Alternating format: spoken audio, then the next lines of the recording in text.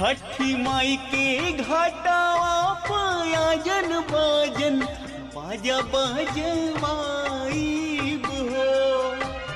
छठी माई के घाटावा पायजन बाजन बाजा बजवाईब हो। गोदिया में होई है बालकवा अर्घ देवे आईब हो।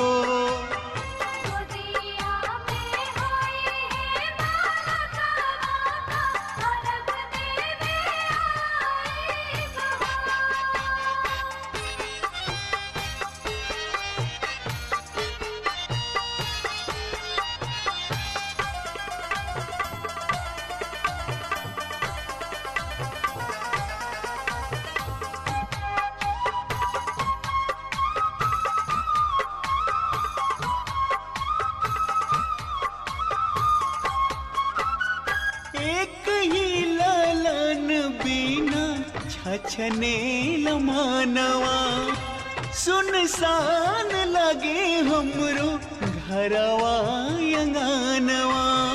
पूरी जहिया दिलावा के ललसाता जलसा कराईब हो। पूरी जहिया दिलावा के ललसाता जलसा कराईब हो।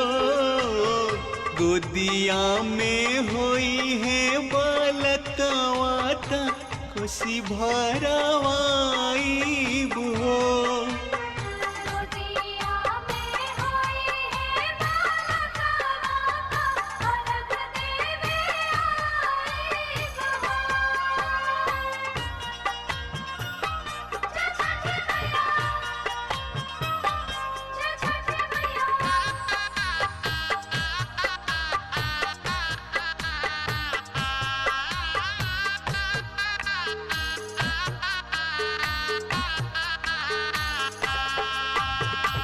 मनवा में आस लेके रोएले बजनिया कहिया बसैबो छठी माई हमर दुनिया।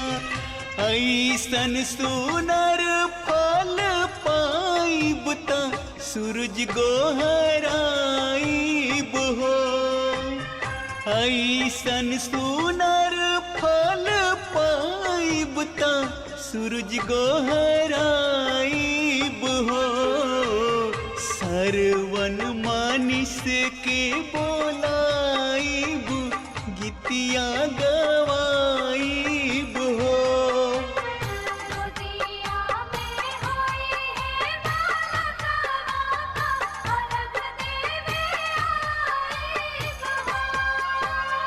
छठी माई के घाटावा पायजन बाजन बाजा बजवाईब हो। छठी माई के घाटावा पायजन बाजन बाजा बजवाईब हो।